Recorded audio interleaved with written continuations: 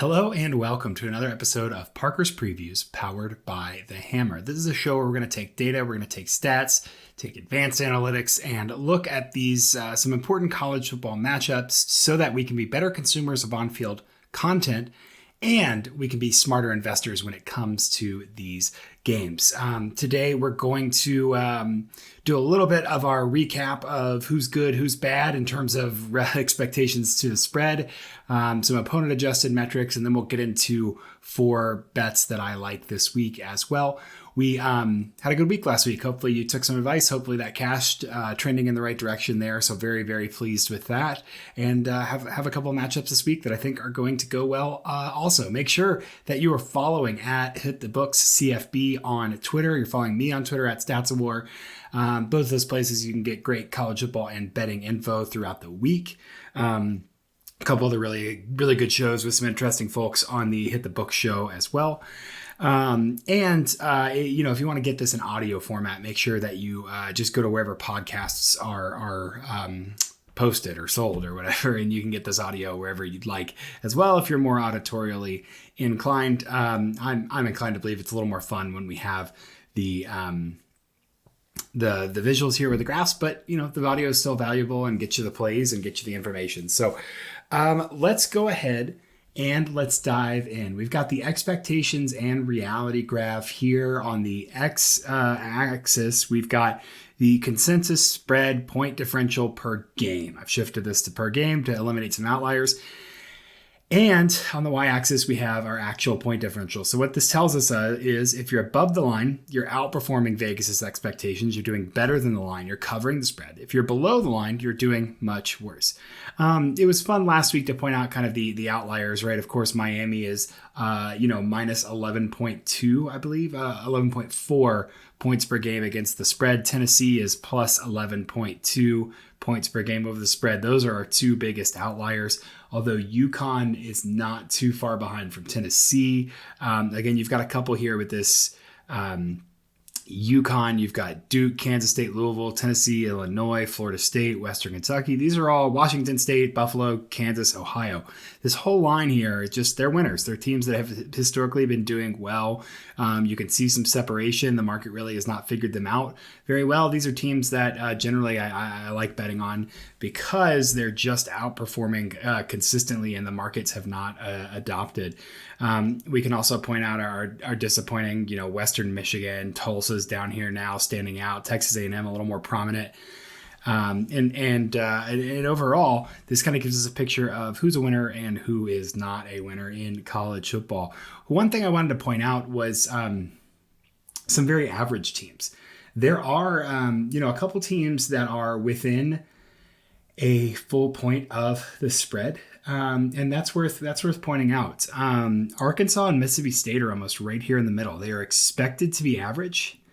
And they are performing about as expected, being average there. You can tell that's informative in the context of like my model because they are very one-dimensional. They're very good at running the ball. They have some flaws on defense, and they match up well with some teams. But they also struggle in different ways against teams that can spread the ball effectively on offense. So matchup dependent means, hey, on average, they're going to be good against some teams, bad against some other teams. Mississippi State and Baylor are 2 other good examples. Baylor is 0.2 points below the spread per game.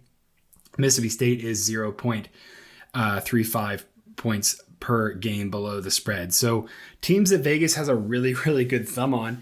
Note that includes both of these teams have some blowouts and so have been doing pretty well, but brought back by some really big losses as well this season. So a nice mix, kind of visual representation of some teams that are above and below the line. If we're going to talk about some of the plays today, which I believe we're going to, let's get our handy dandy tool here. We're going to look at Oregon. You can see here right on that line, just within a point of the spread either way.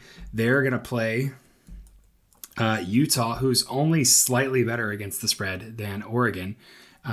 Oregon right now ranks, make sure I get that right, 56. They're 0.05 points within the spread every game.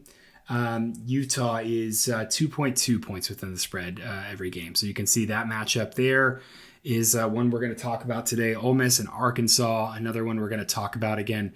Arkansas right here in the very middle, almost the nexus of average for the Hogs here.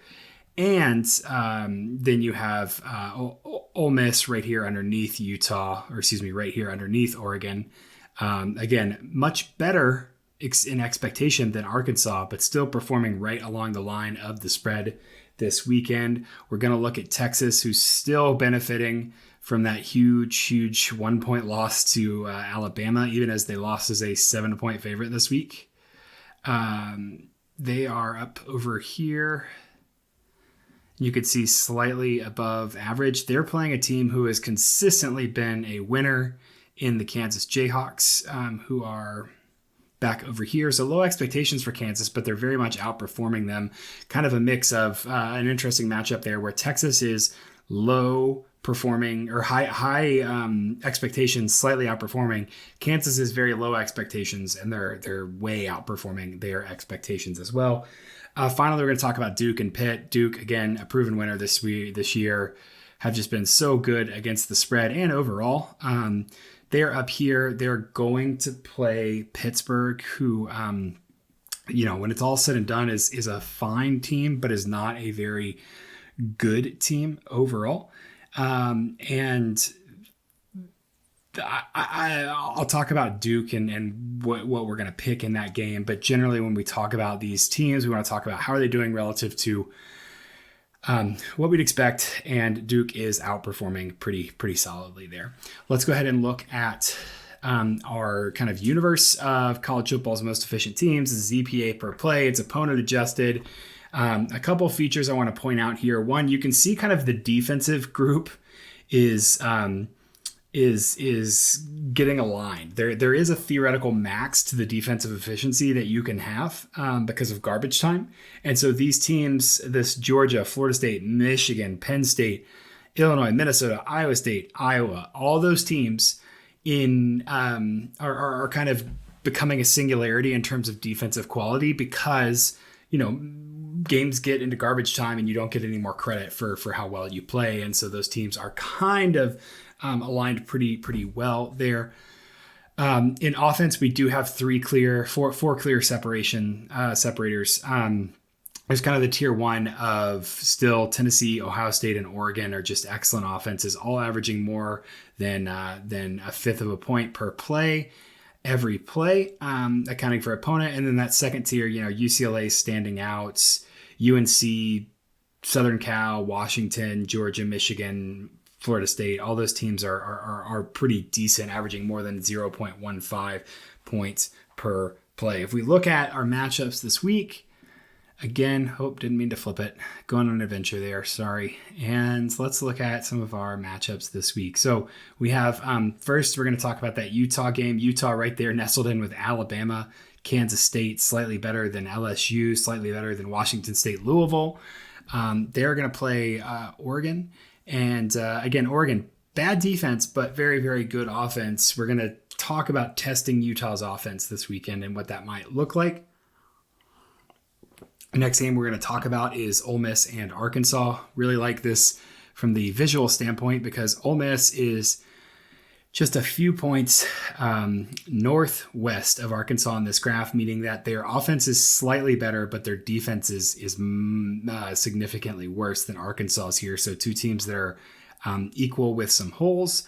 Again, Duke, I'm overlapping here because I like betting on these teams. Duke, a little bit better on offense than they are on defense this week. And then you see Pitt over here, of course, pretty good on defense, one of the better defensive teams, but very bad on offense. Their efficiency is in line with an Auburn, a Missouri, a Virginia, a Wisconsin over here as well. Lastly, we find Texas and Kansas. Texas, the metrics still like Texas, like them a little bit less. They're getting reined in some, but they are still above average on both sides of the ball. Kansas over here kind of playing that home record team, very sneaky. They're up in the corner with Ole Miss. They have a much better offense than Texas, even if their defense is a little bit behind there. So this is kind of our visual representation of our matchups this week. These are how we're going to interact with these teams. And let's go ahead and dive in to these two matchups or these few matchups and talk about them specifically.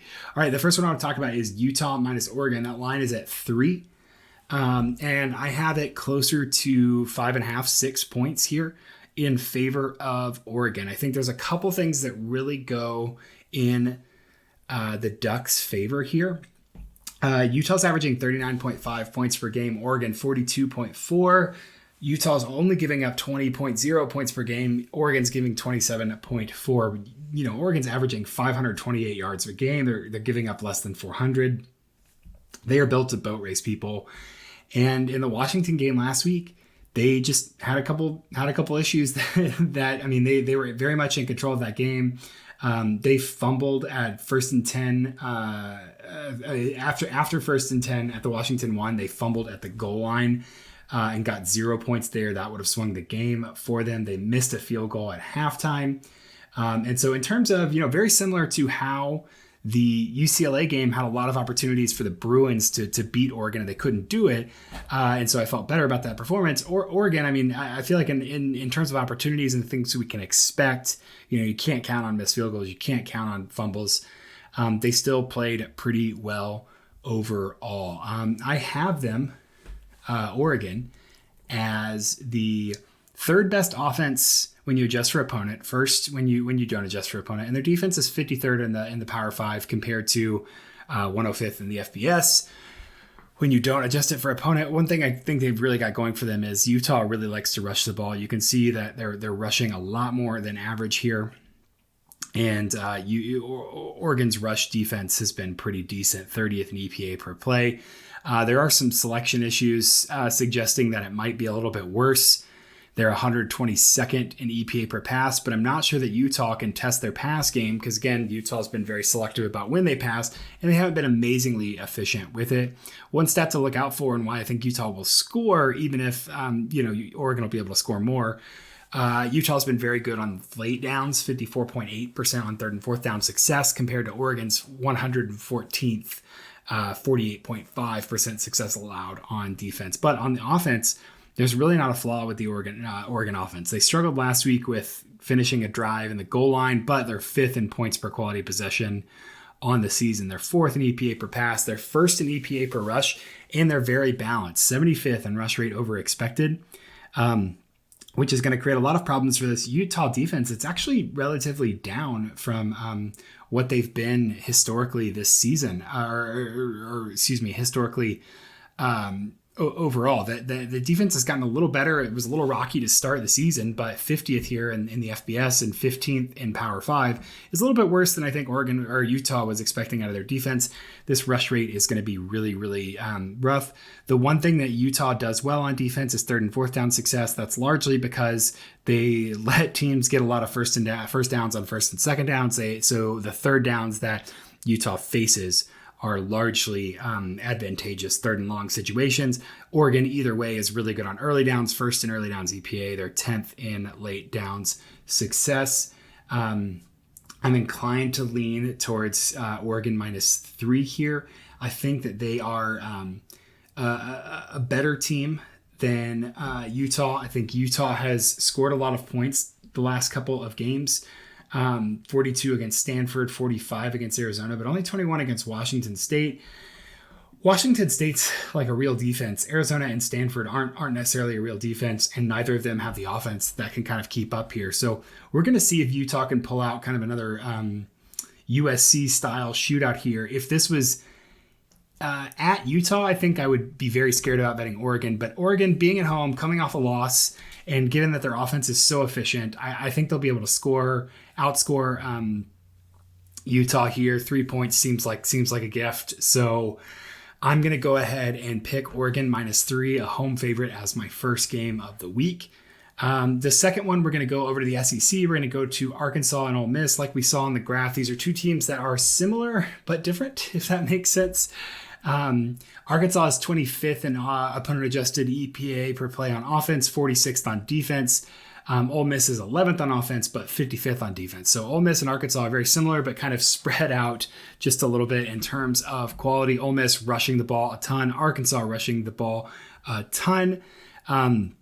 And we've got, Ole Miss is 11th at rushing the ball. Arkansas, much less efficient. They're almost more like a triple option team where they're going to run and try and be successful. They're 28th in rushing success rate, but they are 61st in EPA per rush. So the efficiency of the run game is kind of low when you account for like explosiveness, but they're staying ahead of the chains and they want to take those deep shots in the passing game. I liked what they were able to do against LSU, kind of muddy up the game, especially on defense, make a quarterback really uncomfortable. Obviously, Ole Miss's Jackson Dart is not Jaden Daniels in style nor in quality. But I do think that Arkansas's defense has rebounded a little bit nicely here in this spot, and they can do enough to really combat the run and run an offense that's competent, that finds Rocket Sanders a bunch. Some quarterback running game I really liked against LSU. I saw in a close game they had a shot to win. Even if Harold Perkins was an absolute disaster against this Arkansas offensive line. The other thing I'll point out here briefly about this game is that just Ole Miss played a down-to-the-wire game against Alabama last week. They covered. I liked that pick. Betting against them this week because teams the week after they play Alabama historically have done really, really bad. There's some off-season content to be discussed about whether that Alabama effect is going away. But generally, I think it still holds. And on the numbers, I think these teams are about similar in quality. So I'm going to lean with the home underdog here in Arkansas to keep this thing close. Arkansas +3 is the play for this game. Checking on my time. We're doing great. We've got 2 more games here. One, we're going out to the Big 12. Texas versus Kansas. I think that the thing that I said this offseason and last year about Kansas was the first step for Kansas football is it's not a meme when they beat you.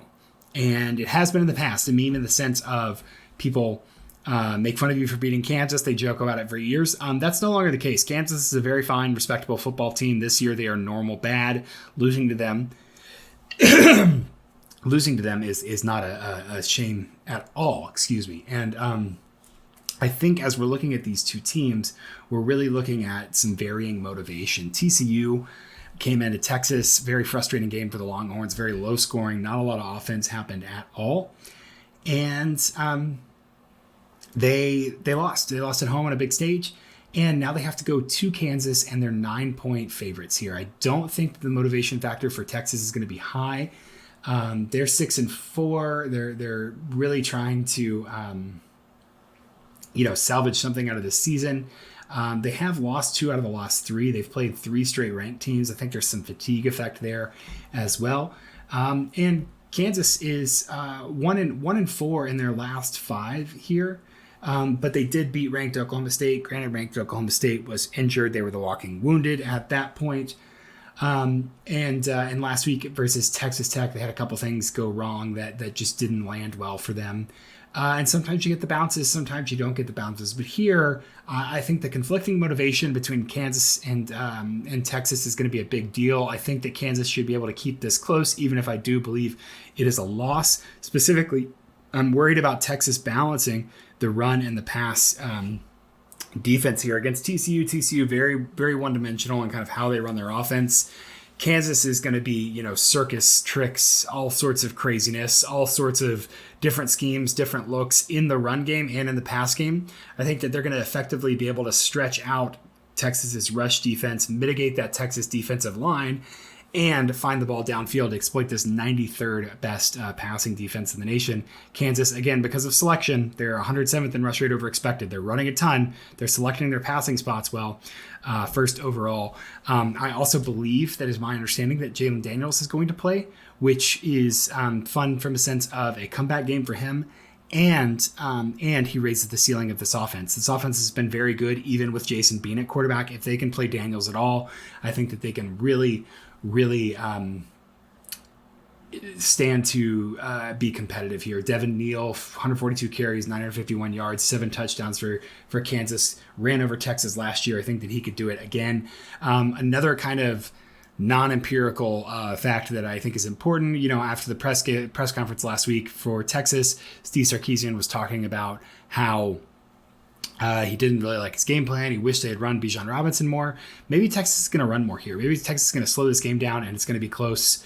If you're inclined to believe that he was, saying what he meant to do, we could see a much slower paced Texas this week as well. That all favors Kansas. We're going with another home dog, Kansas +9.